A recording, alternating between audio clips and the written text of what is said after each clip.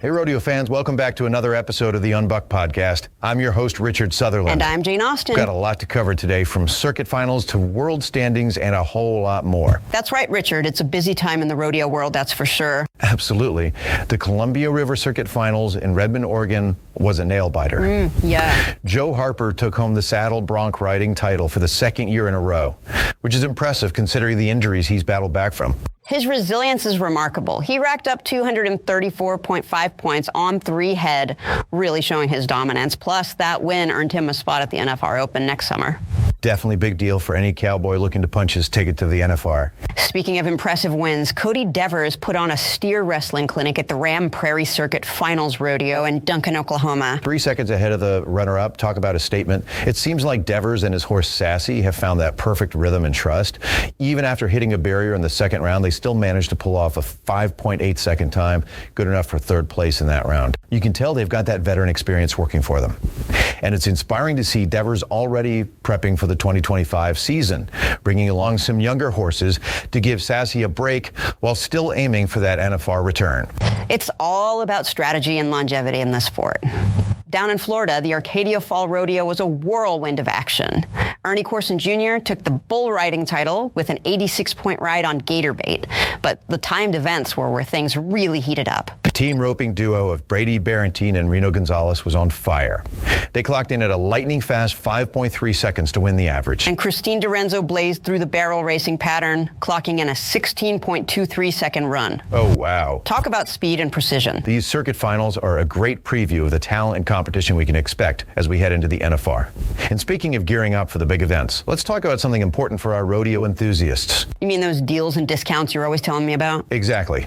For all of you looking to upgrade your Western wear or snag some new gear, you have to check out bitsandspurs.org/deals. They've got a curated selection of discounts on everything from Wrangler jeans to custom engraved Leatherman tools, perfect for any rodeo fan. It's a must visit for anyone who loves that Western lifestyle and wants to score some great deals.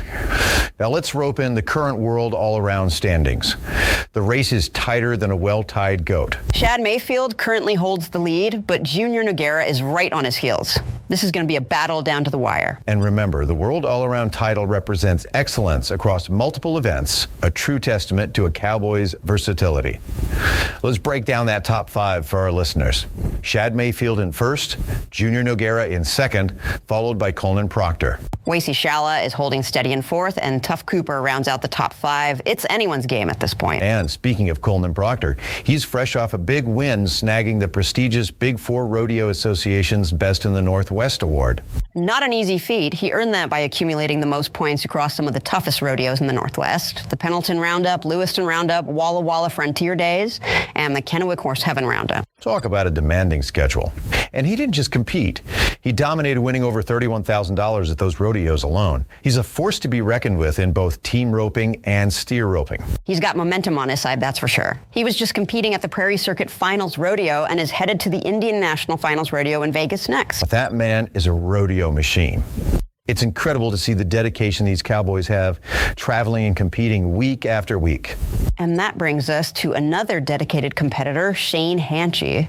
The tie-down roping legend has some exciting news. He's got a docuseries coming out about his 2024 season. I'm so excited about this. It's going to air on the Cowboy Channel as part of Pro Rodeo tonight, and we'll follow his entire journey to the NFR. Imagine the behind-the-scenes access we're going to get. The highs, the lows, the intense pressure of competing at the highest level. And don't forget, he's currently ranked 5th in the world standings going into the NFR. Could this be his year for another world title? I guess we'll have to watch the docuseries to find out. Now let's take a break from the arena and explore something a little different, something that caught my eye in the world of Western culture. Always up for a little cultural detour. What have you got? There's this new exhibition at the National Cowboy and Western Heritage Museum in Oklahoma City that's celebrating 150 years of the Western Trail. Oh, that sounds fascinating. The history of the Western Trail is so intertwined with the cowboy way of life. It's a story of grit, adventure, and the shaping of the American West. Exactly. It runs from September 13th of this year to January 5th of next year. They've got artifacts from the trail's origin stories of the cowboys who traveled it, and even some cool items from Western TV and film. Wait, did I read that right? They have a costume worn by Marshall Dillon from Gunsmoke. You did? Yeah. It's a great reminder that the legacy of the cowboy and the Western Trail is still very much alive today. It's part of our heritage, and it continues to inspire and capture the imagination. Speaking of legacies, let's turn our attention to some country music legends who are making headlines. Always a good time to talk about the music that fuels the rodeo soul. We've got a trifecta of greatness today. Toby Keith, Hank Williams Jr., and George Jones. Now, those are some names that resonate with rodeo fans everywhere. What have they been up to?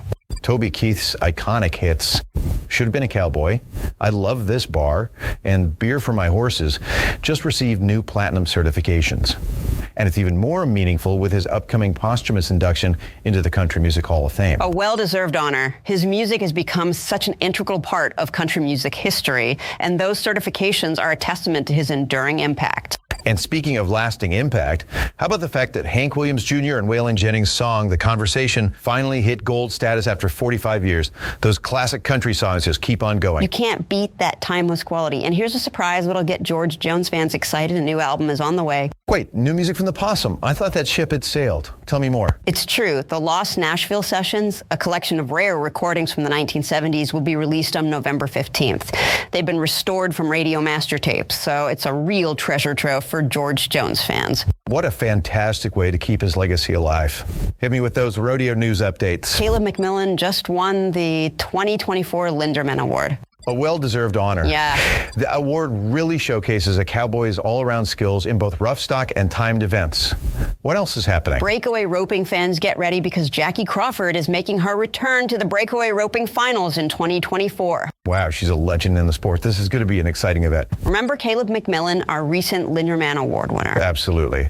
That award is a true testament to a cowboy's versatility, requiring them to earn at least $1,000 in 3 events with a mix of rough stock and timed events. McMillan has proven himself in both arenas, competing in steer wrestling, tie-down roping, and team roping this season. He's consistently placing and earning checks, which is no easy feat. And while we're talking about comebacks and dedicated competitors, let's not forget Jackie Crawford's return to the Breakaway Roping Finals in 2024. She's a true icon in the sport. 7-time world champion. It's amazing to see her passion and competitive spirit still burning bright. The Breakaway Roping competition is going to be fierce this year. Now I want to shift gears for a minute and circle back to the 11th annual Arcadia Fall Rodeo. I'm listening. What stood out to you? Joshua Ellison. He absolutely smoked the competition in steer wrestling, clocking in at a mind-blowing 4.9 seconds. That kind of speed and precision is incredible to watch. It's no wonder he took home the top spot. And in saddle bronc riding, Jesse Cruz put on a show with an 87-point ride on Awesome Sauce. Those high scores are what get the crowd going. Speaking of crowd pleasers, Andrew Burke snagged the tie-down roping win with an 8-second run. I swear these guys make it look Years effortless. of practice and dedication go into making it look that easy. Now, before we move on to our next rodeo update, I want to remind our listeners about something special. You mean bitsandspurs.org/deals. Our listeners know the drill. That's right. They've got incredible offers on Wrangler this week.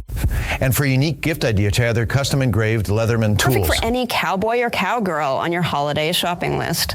Now let's get back to the rodeo action. We've got a lot more ground to cover. Up next, the Columbia River Circuit Finals. Mason Stoller was a standout performer in bareback riding, securing the top spot with 233.5 points on 3 head. Consistency is key in those multi-round events, and he delivered. Trevor Johnson also impressed in steer wrestling, taking home the championship with a total time of 15.2 seconds on 3 steers.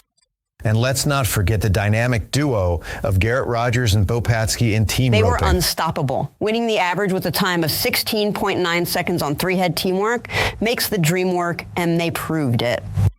Ty Harris also deserves a shout-out for his tie-down roping victory, clocking a 24.9-second And average. Haley Garrison was on fire in barrel racing, taking home the average with an impressive time of 44.69 seconds on 3 runs. These cowboys and cowgirls are pushing the limits in their events, showcasing incredible speed, skill, and dedication. Now let's head over to the Ram Prairie Circuit Finals, where the competition was fierce.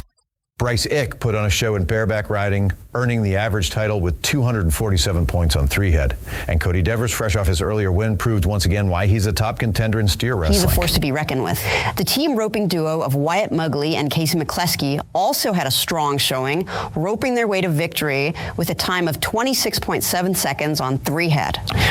Weston Patterson was another standout performer in saddle bronc, taking home the average with 247 points on three head. That consistency is impressive. And we can't forget Ryan Jarrett, who clinched the average in tie-down roping with a time of 28.2 seconds on three head. The Ram Prairie Circuit Finals always delivers exciting performances, and this year was no exception. Absolutely. Now let's shift gears and head to the Indiantown Rodeo in Florida, where Gary Gilbert wowed the crowd with a lightning-fast 3.6-second run in steer wrestling. Talk about a quick takedown. And the teen roping duo of Justin Johnson and Ryan Ramsey made it look easy, winning the average at the time of 4.5 seconds. They were in perfect sync. Ryder Sanford also had a memorable performance in saddle bronc riding, scoring an impressive 84.5 points to secure the win. Andrew Burks continued his winning streak in tie-down roping, clocking in at 7.4 seconds.